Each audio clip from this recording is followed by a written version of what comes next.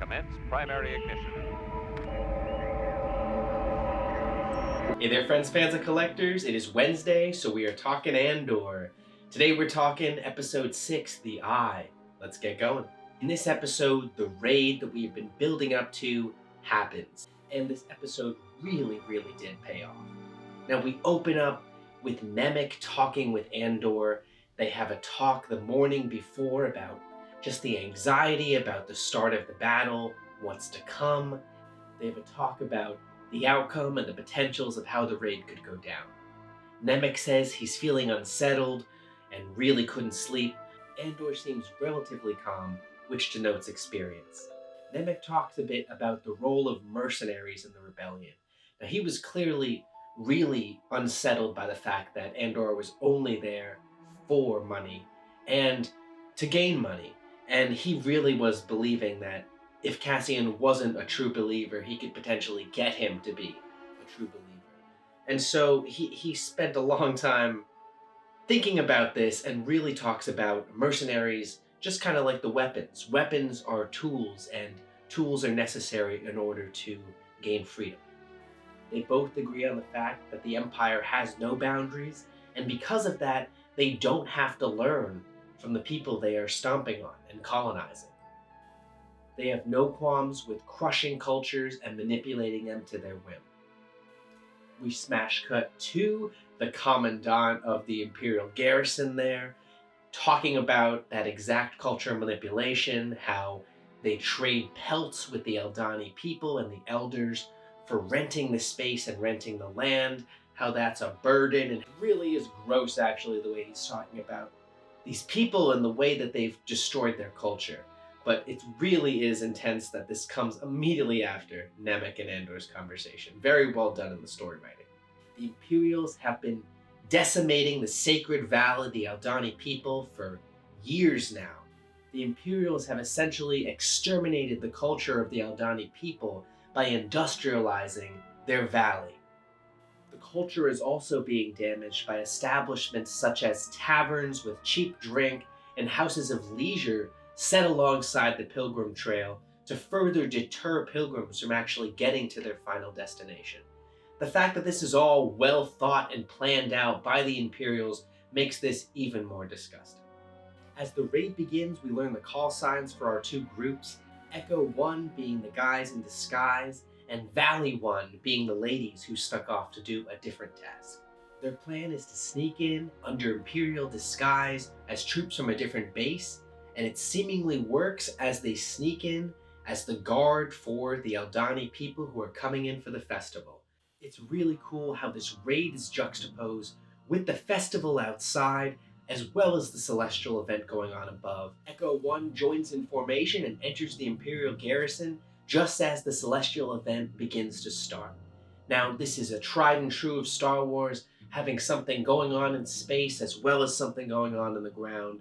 As the raid begins, we learn that Terramin was a stormtrooper, further adding some tension and potential for who's going to betray who and what's going to go down. Valley 1, which is the ladies' team, they sneak off to do a separate side mission, and they're seen lugging around some piece of heavy equipment. And I at first thought it was some kind of bomb or device to blow the dam, but it actually turns out to be an underwater swing device. As they scuba gear up and go underwater, they take the water path to get to the dam. Once they get to the dam, we see Vel apply a jammer to the Imperial's comms tower. This allows them to escape safely as the raid continues.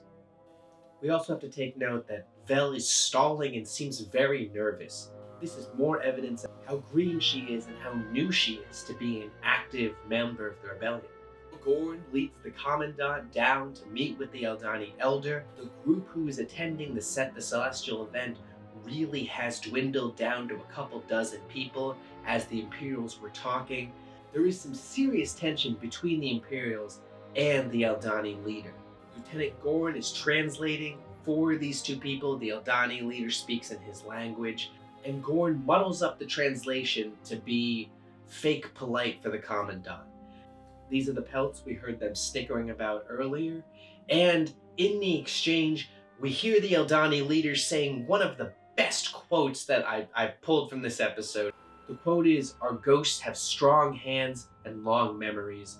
And oh man, is that just such a good cry for colonized people all around. But obviously, Gorn translates this differently so that the Commandant doesn't hear the true words of it. But man, this hits strongly for the viewer. After the Commandant leaves, we see the Aldhani Elder burn the pelt in disdain of Imperial rule. After this exchange, Lieutenant Gorn groups up with our rebel infiltrators and marches into the base. Imperials at the garrison had been pripping and preening in preparation for an officer from Coruscant arriving, and this officer had been there the whole entire time. And once the group actually springs their guns, because as soon as they open that vault, they go into action, and once they spring their guns, this Imperial commander gets the drop on Nemec.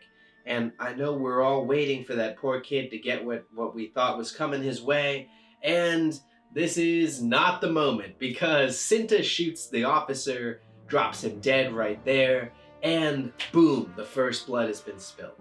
Now they are in the fort, so they immediately go into plan mode.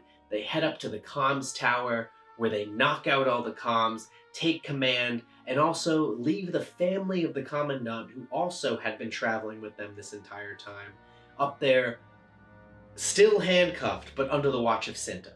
We also, earlier this episode, had learned that Cinta's entire family had been killed by Imperials. So I don't know if I'm the only one who felt a little nervous for that Imperial Commandant family when they were left with Cinta. Oh man, they implied the fact that we should be a little worried for them. On their way up to the comms tower, Vel stresses to everyone, also the prisoners, that there is one path and one choice. And that is the proper mindset for this raid if they're gonna leave alive. The Commandant insists the whole time, "You're gonna kill us anyway, you're gonna kill us anyway." Vel does say, "That's what you do, but that's not what we're doing." I appreciate that. She does seem to be like she's fighting on the right side, even if she is fighting and killing to achieve her goal. Cinta gets left in the comms tower, and the rest of the group head down to the vault to begin the actual raid. We see the Imperial guards, who are there on the clock playing Sabacc. It's pretty neat little callback. They seem really into it, and they are completely taken by surprise when our group of rebels shows up and holds them all at gunpoint. As they kick into gear, Nemec heads into the transport and immediately starts programming the navigational controls, getting the weight set, and taking care of comms. We hear him say those ill-fated words to Cassian, "I'll be right behind you," which, oh man, I twinged when I heard that. But again, not this time. Once Nemec sets up comms, we hear Cinta get the update, and this message is unfortunately intercepted by an Imperial sergeant in the comms tower. We see that Cinta has an Imperial officer disguise, and we learn that her plan is to slip out in disguise just as the guys slipped in. This is all happening in exact unison with the celestial event, the Eye, happening above them. And I have to say, the Eye truly is spectacular.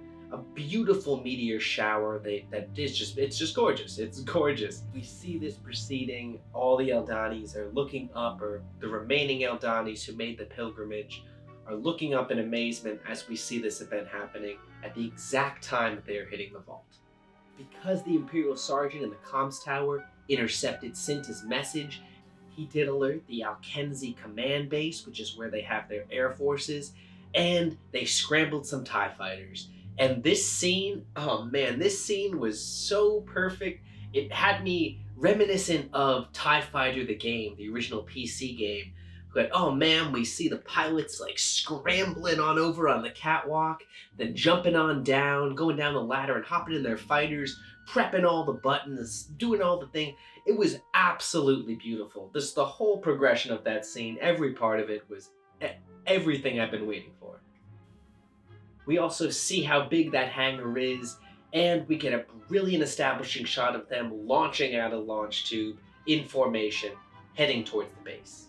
To make this even better, it's all surrounded by the classic klaxon alarm, that Imperial alarm we all know so well and gets us hyped and ready. This sergeant doesn't just alert the airbase, but he also scrambles a tiny little squad and heads down to the vault himself to see what's going on. The team loses no time in further breaking into the vault. To the Commandant's surprise, they not only know exactly how to get in, but also know that they don't need any kind of help from the base that he was assuming they needed. Everything seems to be going fine until the Imperial squad stumbles upon them. Not only do these Imperials have the drop on them, but they also have the high ground. Whereas we all knew that something was going to go wrong, it goes wrong very quickly and very badly. Firefight ensues, Gorn goes down immediately, everyone else takes cover. Skeen fails at protecting Terramin, and Terramin goes down too. Vel and Skeen eventually get into the Ronto Holler, and they take off, leaving Gorn and Terramin on the ground there dead, and Cinta in the base to make her own escape. During the launch, all of the loot shifts in the bag, and one of the crates swings and crushes Nemec. We had prepared for this to happen, but even though we knew this kid wasn't long for the universe, it was really, really sad to see how it happened and really shocking. Now, Nemec's injury is particularly bad because they needed him to navigate through this celestial event. Now, he was the person that programmed their path, he was the person that knew that this could be possible in the first place, and he was using a particularly old piece of equipment that no one else knew how to operate. Vel uses a med spike on him, which is a nice name drop. It seems like a kind of a spacey Star Wars adrenaline shot. It gets him up and gets him able to tell Andor where he's flying, because onto this moment he was flying completely blind, and the ties that were sent from the base caught up with them at this point too. The med spike that Vel gives Nemec gets him up and awake enough to give Cassian the coordinates and tells him what to do, which is climb through the asteroids and dip at the right exact moment. Now, it's a visually spectacular moment, and we see why the Ronto is the only vehicle that was able to do this, because the ties that are pursuing break up due to the meteors and due to the pressure and due to whatever, and they escape directly through the eye as the third TIE fighter blows up. As we see them escaping through the eye, we also see the tearful celebration of the Aldhani people, and we see Cinta escaping away outside the base now in her Imperial garb. Now that they've escaped, Nemec's health comes into question. Skeen points out that Vel is trying to dump Nemec, and that since he's still alive, they owe it to him to go find a doctor, which was built into their plan originally. Vel just wants to complete the mission, but they do end up going to see the doctor anyway. They arrive on this unspecified planet with this four-armed, very Star Warsy alien-looking doctor, but unfortunately they are not able to save Nemec's life. Outside, we get a really intense dialogue with Skeen and Cassian, where we learn that the whole backstory that Skeen told, it was all bullshit, and that he is not really a rebel for an alliance, he is a rebel for himself, i.e. a rebel without a cause in that kind of way. And sticking true to that character, he tries to cut and run with the money. Now, he does admit that he can't take off the ship by himself, so he offers to split it 50-50 with Cassian. He offers a great quote about both of them being born in the hole. All they know is climbing over somebody to get out of it. This is a really telling quote about his character, and as he's monologuing about how they could escape, Cassian pulls the quick draw on him and shoots him directly in the chest. This is again another instance of Cassian shooting first, and it was really surprising and really powerful in the moment. Cassian gives back Luthen's Sky Kyber necklace and seems to go his separate way. Vel seemingly accepts, but also insists that he take Nemec's manifesto, which was left to Cassian. Cassian, of course, tries to refuse, but Vel does insist, saying that it was Nemec's last request. Nemec really did believe in the cause, and Cassian does have to now carry that weight for him. We finish up with the rest of the galaxy getting the news of the Rebel raid.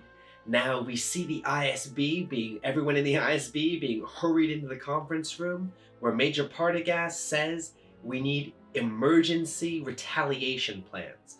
Now that sounds terrifying, but he demands them by midnight that night, and I'm sure that we're going to be seeing some tough Imperial crackdown all around the galaxy. We end the episode in Luthen's art gallery. The mention of Aldhani originally frightens him to his core, as you can see. He's happily surprised when it's a normal patron who is just reading on the HoloNet that this raid happened in the first place. Luthen walks into the back and we can see him laughing out loud. Tons of weight off his shoulders, and the rebellion he started actually furthering itself. There was a ton of action, a lot went on. I think the thing that was particularly impactful for me was just the Imperial talk of their colonization and takeover. Now, they talked so coldly and so calmly about some of the just serious cultural destruction they did to this planet, and they talked about it with such clean planning that it really shows that they are doing this around the galaxy, and this is just a checklist for them in terms of what they do in a takeover. The way they talk of sacred landscapes being desecrated, and then the people who used to worship at them being allowed back later, but only for intense labor that's forced upon them, truly is chilling. We finally got to look at the cultural Aldhani people, and they are very fair-skinned, very red-haired, almost Scottish looking, but they were very reminiscent of me to Enfys Nest, not only in the way they looked, but also in the kind of garb that they wore. The kind of heavy woven wool, kind of sweater poncho look was very similar to what her and her Cloud Riders had, and I think it would be very interesting if this was a somewhat origin world for Enfys Nest. We're seeing here the exact cultural breakdown of a world, and we know from Solo that she was trying to heist hyperfuel from Imperials to help fund a rebellion also. Now, it's common to use modern-day rifles in the Star Wars universe, but they've never been lazy enough as to just have the exact stamps of the gun there.